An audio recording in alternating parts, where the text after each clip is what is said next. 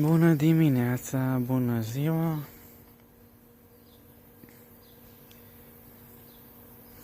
Sunt Andrei Stan Bogdan, îmi plac ce muzica, îmi plac manelele. Și acum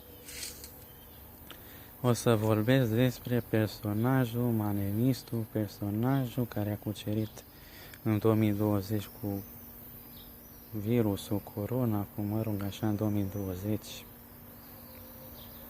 Să vorbesc despre personajul, despre manelistul, despre omul, despre băiatul din Craiova, Ștefan de la Craiova. Îmi spun părerea. Ce să zic? Ștefan de la Craiova,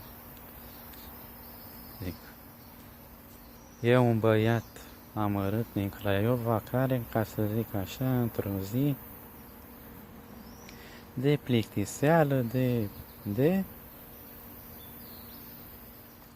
a luat alfabetul la rând și a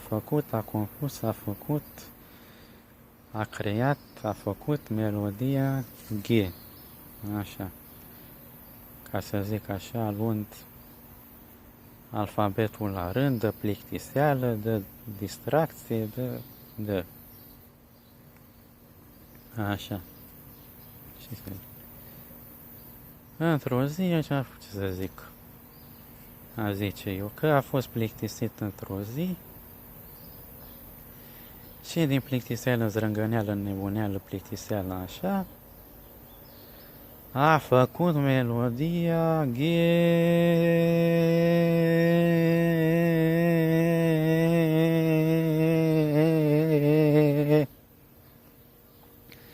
Așa, cam așa.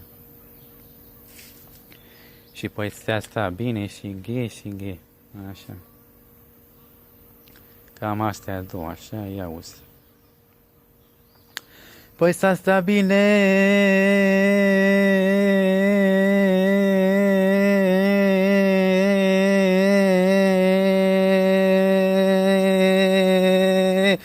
Păi.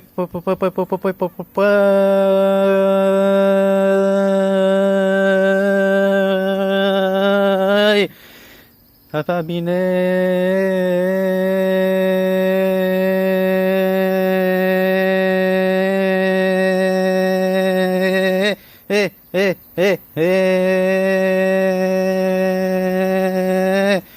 Într-un Septar, într-un BMW, într-un Maserati, într-un Lamborghini, într-un Golf, într-un BMW. Așa, și G.